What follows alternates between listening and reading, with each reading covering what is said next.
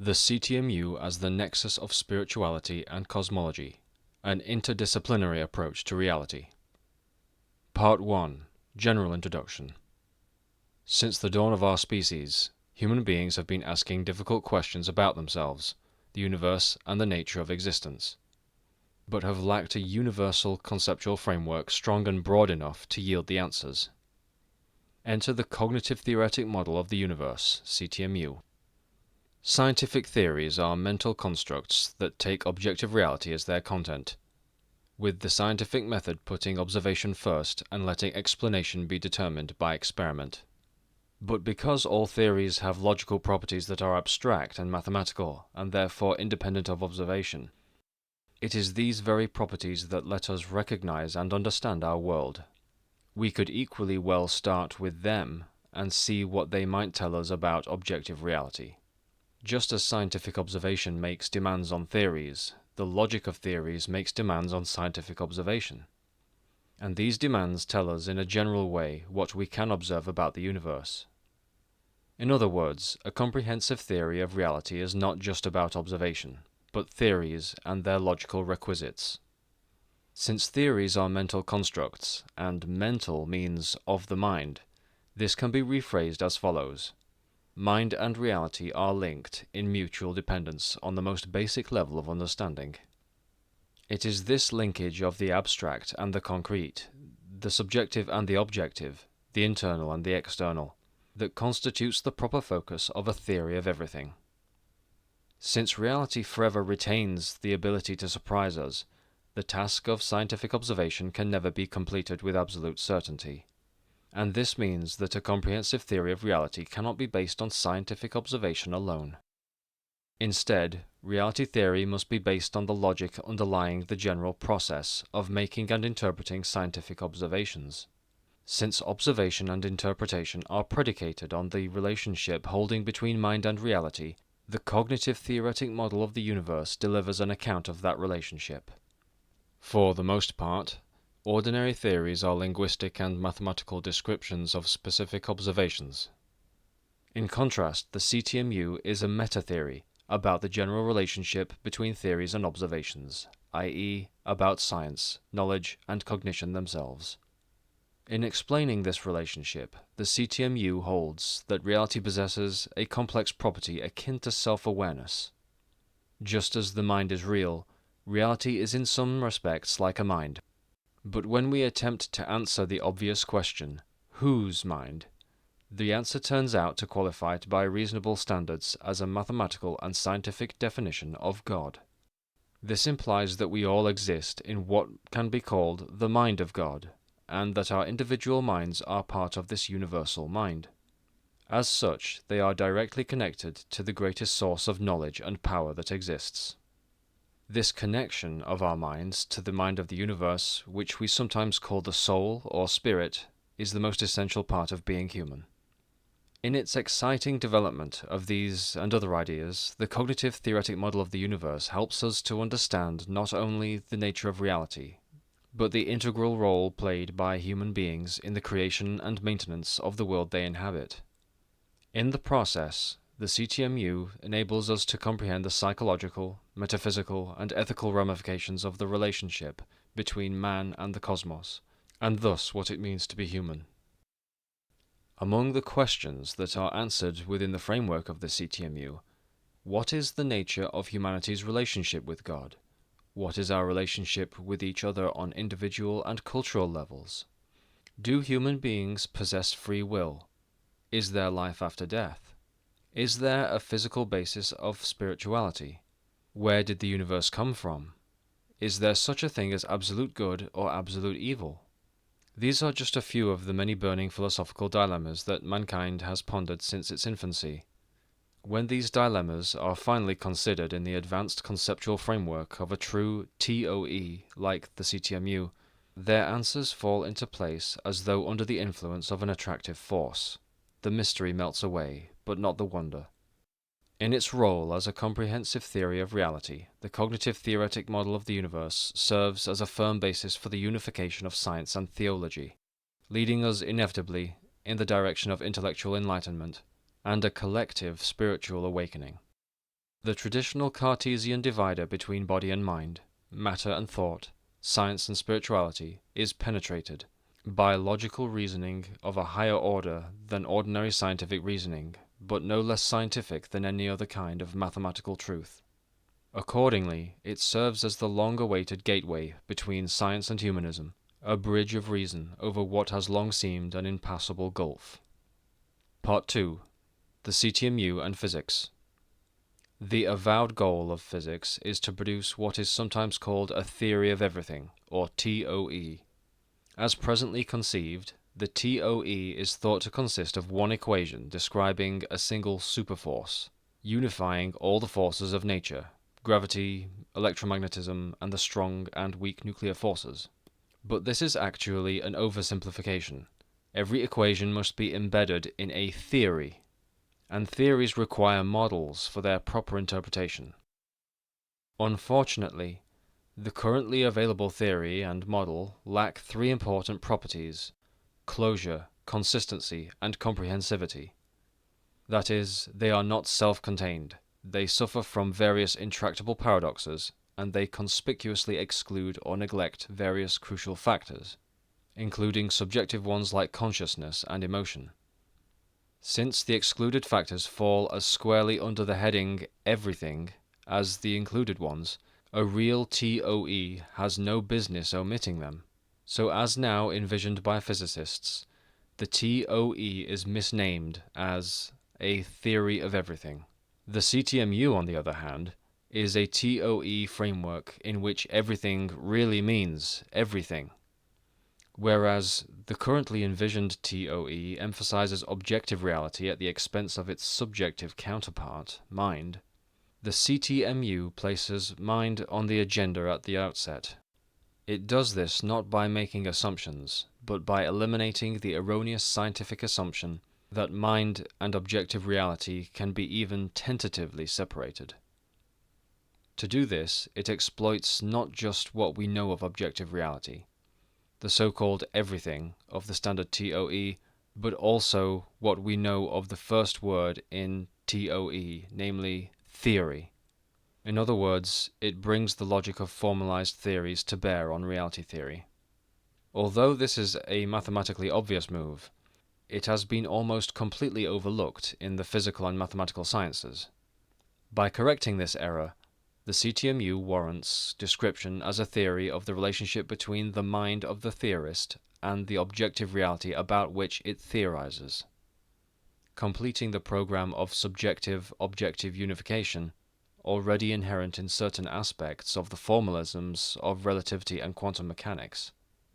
In the process, it also brings the quantum and classical realms of physics into the sort of intimate contact that can only be provided by a fundamentally new model of physical and metaphysical reality, a model truly worthy of being called a new paradigm. Fundamental to this new model are revisions of basic physical concepts including space, time, matter, and motion. Space, once a featureless medium aimlessly proliferating through cosmic expansion, becomes a distributed, syntactic structure iteratively reborn of matter, and subject to conspansive evacuation and rescaling.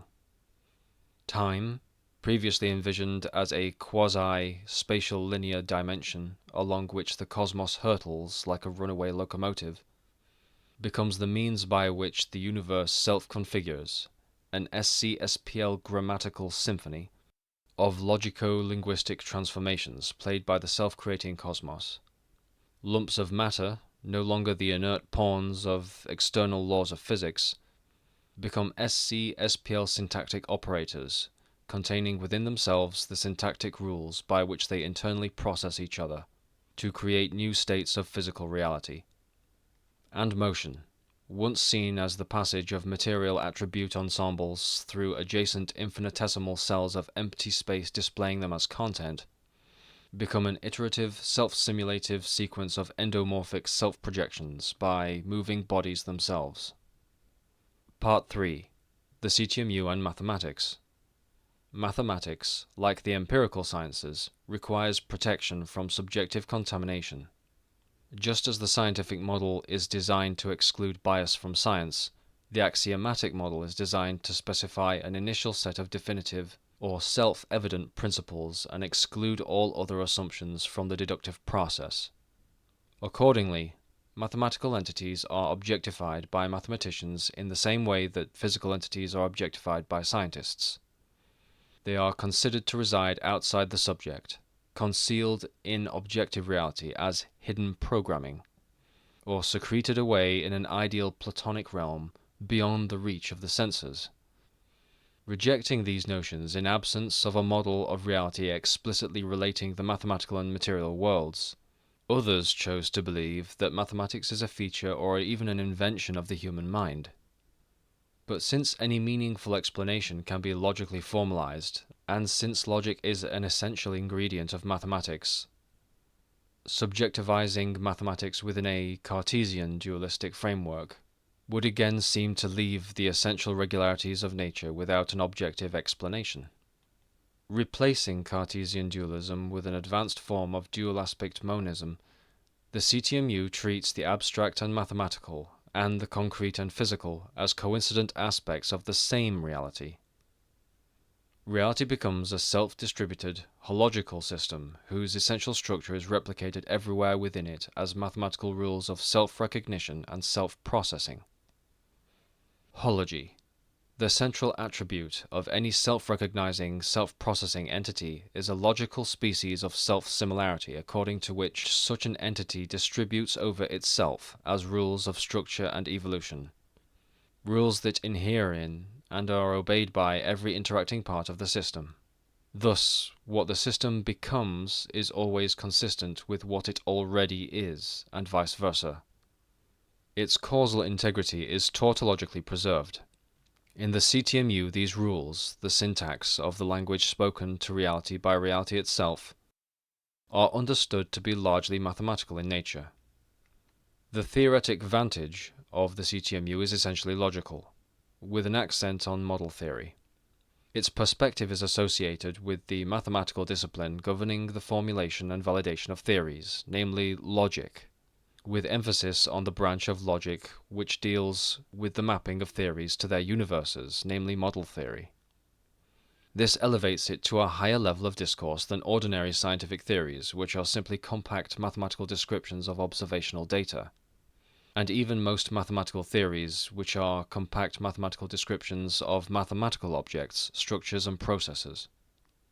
This is reflected in the name of the theory, CTMU, is just a way of saying the meta-theory that describes a model or valid interpretation of the theory of cognition, including logic and mathematics, in the real universe, and vice versa. Since the elementary categories of cognition and perception can be viewed as syntactic elements of cognitive and perceptual languages, cognition and perception can be model-theoretically treated as mappings of cognitive and perceptual languages into their respective dual universes, and can thus be related by the CTMU within a single monic universe. Because mathematics and science are based on cognition and observation respectively, the CTMU is naturally equipped to address the foundations of both mathematics and science. The CTMU reposes mathematics in reality, and reality in mathematics, in a way that puts each at the other's immediate disposal for solving foundational problems and resolving paradoxes. Part 4.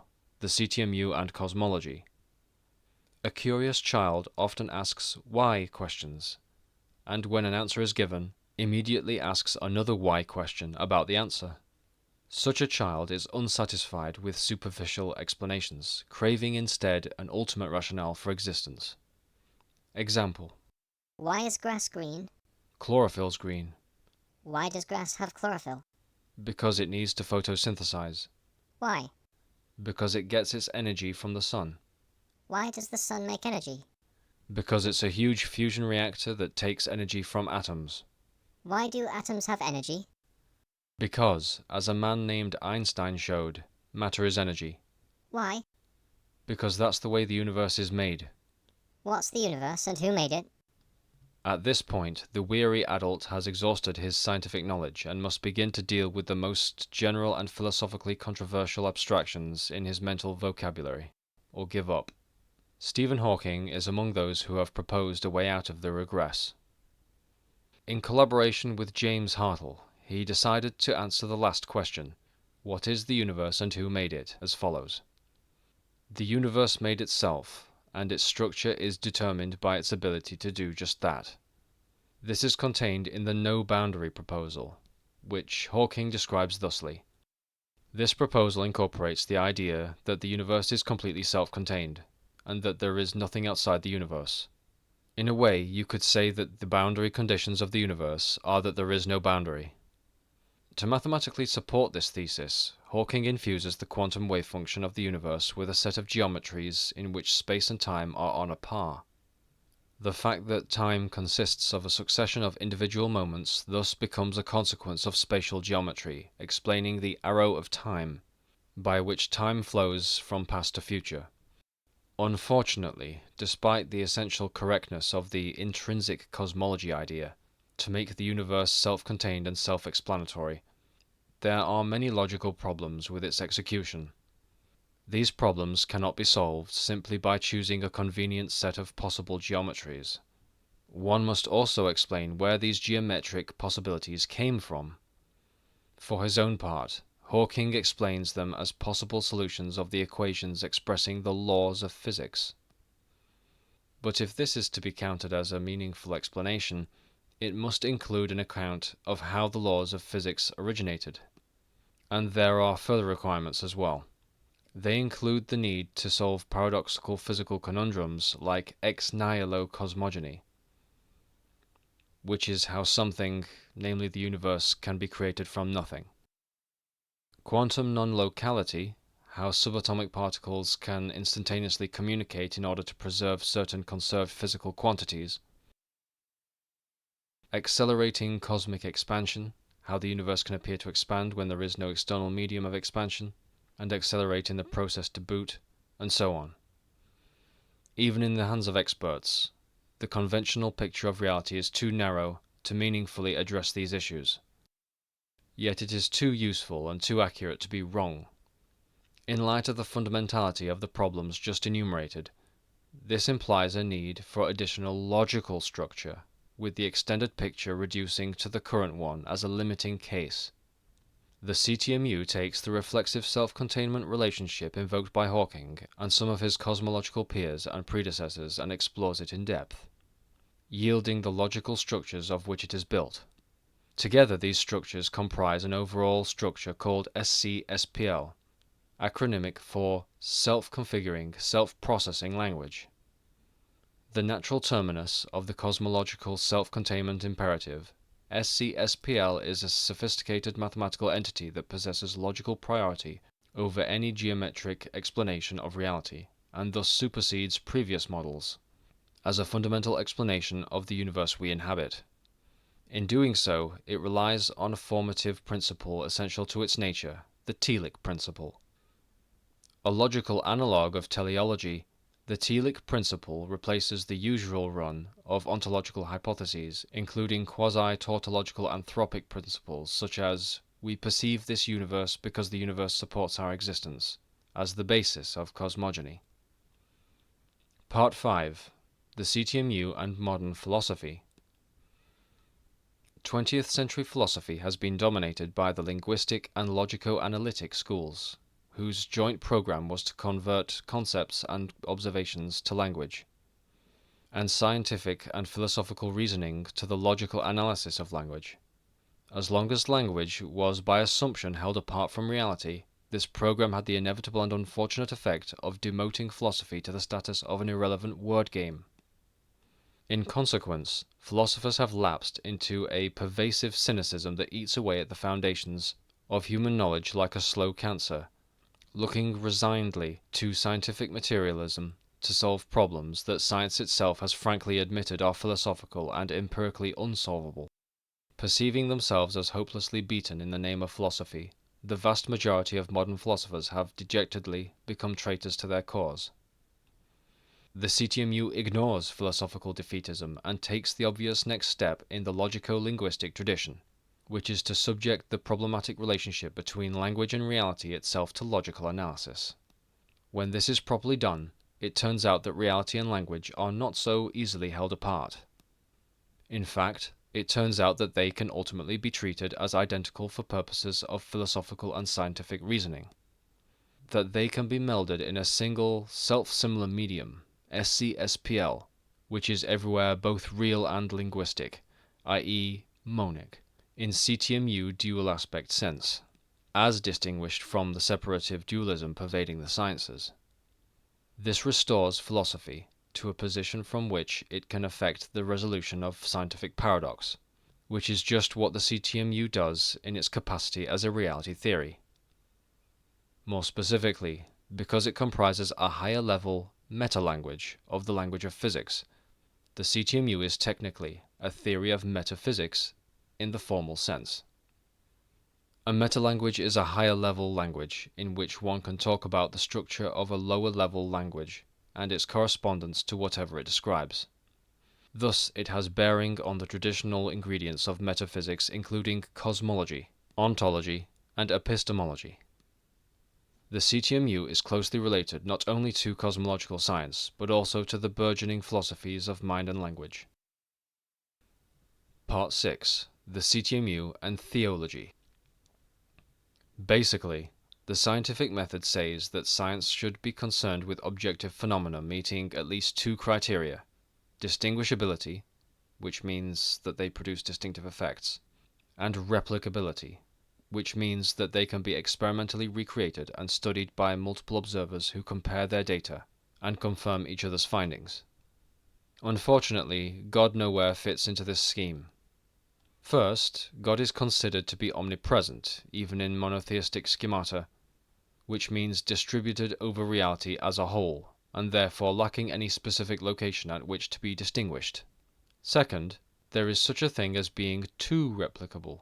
If something is distributed over reality, then it is present no matter where or when it is tested, and one cannot distinguish what is being replicated.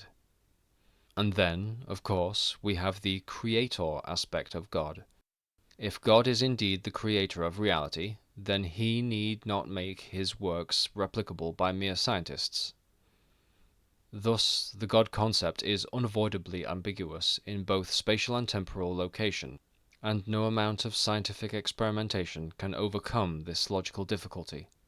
In short, while the God concept may be amenable to empirical confirmation, through the discovery of vanishingly improbable leaps of biological evolution exceeding available genetic information, it is by definition resistant to scientific verification.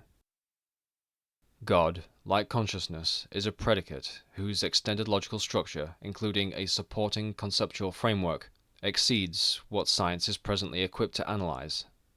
This, of course, means that arguments for or against God cannot be decided on empirical grounds, all but precluding a working relationship between the scientific and religious communities. Even the sincerest attempts to foster dialogue between the two camps are obstructed by the unrealistic expectations of each regarding the ability of the other to meet it on its own ground. Whereas the obvious first steps toward meaningful communication is a basis for mutual understanding, no amount of encouragement or monetary incentive can provide it for those whose languages stubbornly resist translation. Since this describes the relationship between science and religion, the first step toward reconciliation must be to provide a logical bridge between their internal languages, a master language in which both languages are embedded. The CTMU, conceived as the most general and comprehensive of logical languages, is designed to serve as that bridge. It has been written that God is dead. This might more accurately have been written about faith. Mankind is creating an increasingly complex and mechanized world, and the essence of complexity and mechanism is not faith, but logic. So the time for a logical approach to theology is nigh. Accordingly, the CTMU does not begin with a preconceived definition of God. Rather, it determines within the extended logical structure of reality how the properties most often attributed to God are logically related, reserving the title for the relationship actually educed. In this way, it avoids the circular, faith-driven explanations to which religion so often resorts, and at which science so often revolts. And meanwhile, by eliminating the barrier between subjective and objective reality, it permits recognition of the subjective dimension of the universe as a whole, the dimension by virtue of which the universe can truly be described as the mind of God. Part 7. The CTMU and Teleology. Historically, the telic principle can be understood as a logical analogue of teleology incorporating John Archibald Wheeler's observer participation thesis. Approximately, man participates in the ongoing quantum scale creation of reality by observing it, and thereby collapsing the wave function representing its potential. More directly, the telic principle says that reality is a self-configuring entity that emerges from a background of unbound potential, as a protean recursive construct with a single imperative, self-actualization.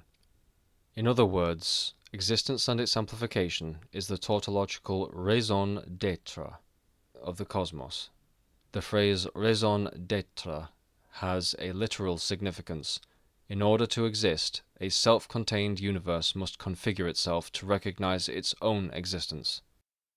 And to configure itself in this way, it must, by default, generate and parameterize its own self-configuration and self-recognition functions. This describes a situation in which the universe generates its own generalized utility. To self-configure, the universe must have a self-actualization criterion, by which to select one of many possible structures or futures for itself. And this criterion is a generalized analogue of human utility, its raison d'être. In addition to generalized utility and generalized volition, or teleology, the universe also possesses generalized cognition, which is coherent self-recognition. By any reasonable definition of the term mental, this makes the universe mental in a generalized sense, where generalized means that these attributes conform to general functional descriptions of what humans do in the process of volition, cognition, and mentation. The coherent self-recognition feature of reality appears as an explicit feature of conspansive spacetime, a model-theoretic dual of the expanding cosmos, whereas the expanding cosmos is simplistically depicted in terms of a model called Ursu, short for Expanding Rubber Sheet Universe. Conspansive spacetime is depicted by a model-theoretic dual of Ursu called Uzre, short for Universe as a Self-Representational Entity. While Ursu is a product of Cartesian mind-matter dualism that effectively excludes mind in favor of matter, Uzre, which portrays the universe as a self-simulation, is a form of dual-aspect monism, according to which reality is distributively informational and cognitive in nature.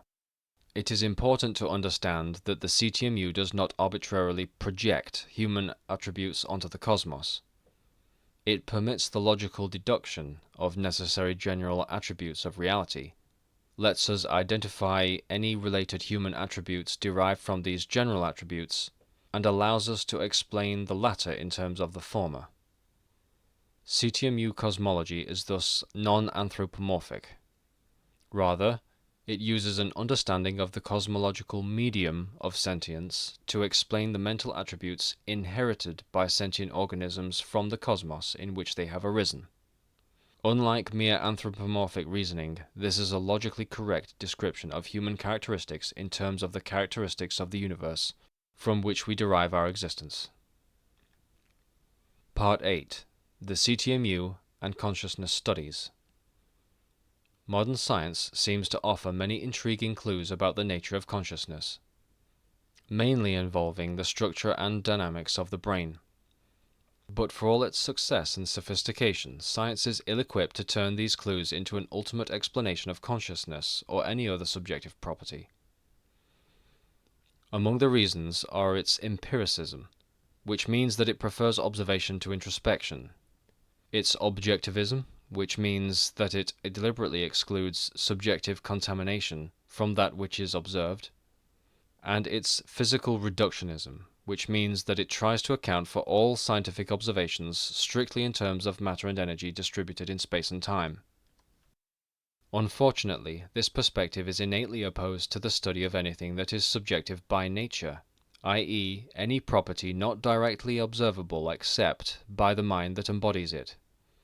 In its zeal to eliminate subjective contamination, science unwittingly discards the baby with the bathwater.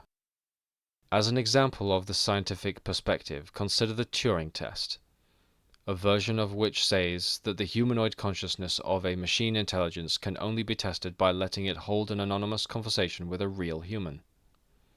But in fact, all that such a machine has demonstrated are certain objective effects, usually associated with the property consciousness, but which may have been mindlessly produced by a set of logical instructions executed by inanimate hardware.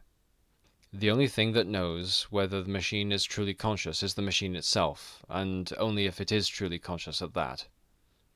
For its own part, science lacks the conceptual apparatus to even make this distinction. Unfortunately, philosophy, the mother of science, appears to have abdicated its parental responsibility, failing to tell science how to enlarge its horizons to accommodate subjective phenomena. The CTMU fills this breach, using advanced logic to expand our conceptual framework in a way that permits the meaningful analysis of subjective properties. It does this by enlarging and deepening the relationship between the most fundamental ingredients of scientific analysis, ingredients like space, time, and object, and developing the implications in a mathematical and scientific context. The explanations that emerge not only possess an unprecedented degree of logical structure, but are automatically integrated with science and compatible with all of its best insights. Part 9. The CTMU and Intelligent Design. Among the most exciting recent developments in science are complexity theory, the theory of self-organizing systems, and the modern incarnation of intelligent design theory, which investigates the deep relationship between self-organization and evolutionary biology in a scientific context not preemptively closed to theological causation. Bucking the traditional physical reductionism of the hard sciences, complexity theory has given rise to a new trend, informational reductionism, which holds that the basis of reality is not matter and energy, but information. Unfortunately, this new form of reductionism is as problematic as the old one. As mathematician David Berlinski writes regarding the material and informational aspects of DNA, we quite know what DNA is. It is a macromolecule and so a material object. We quite know what it achieves, apparently everything. Are the two sides of this equation in balance? More generally, Berlinski observes that since the information embodied in a string of DNA or protein cannot affect the material dynamic of reality, without being read by a material transducer, information is meaningless without matter. The relationship between physical and informational reductionism is a telling one, for it directly mirrors Cartesian mind-matter dualism, the source of several centuries of philosophical and scientific controversy regarding the nature of deep reality. As long as matter and information remain separate, with specialists treating one as primary while tacitly relegating the other to secondary status, dualism remains in effect. To this extent, history is merely repeating itself. Where mind and matter once vied with each other for primary status, concrete matter now vies with abstract information abstractly representing matter and its extended relationships. But while the abstractness of information seems to make it a worthy compromise between mind and matter, Berlinski's comment demonstrates its inadequacy as a conceptual substitute. What is now required is thus what has been required all along, a conceptual framework in which the relationship between mind and matter, cognition and information is made explicit. This framework must not only permit the completion of the gradual ongoing dissolution of the Cartesian mind-matter divider, but the construction of a footworthy logical bridge across the resulting explanatory gap. Mathematically, the theoretical framework of intelligent design consists of certain definitive principles governing the application of complexity and probability to the analysis of two key attributes of evolutionary phenomena: irreducible complexity, and specified complexity. On one hand, because the mathematics of probability must be causally interpreted to be scientifically meaningful, and because probabilities are therefore expressly relativized to specific causal scenarios, it is difficult to assign definite probabilities to evolutionary states in any model not supporting the detailed reconstruction and analysis of specific causal pathways. On the other hand, positing the absolute improbability of an evolutionary state ultimately entails the specification of an absolute model, with respect to which absolute probabilistic deviations can be determined. A little reflection suffices to inform us of some of its properties. It must be rationally derivable from a priori principles and essentially tautological in nature. It must, on some level, identify matter and information, and it must eliminate the explanatory gap between the mental and the physical aspects of reality. Furthermore, in keeping with the name of that to be modelled, it must meaningfully incorporate the intelligence and design concepts, describing the universe as an intelligently self-designed, self-organizing system.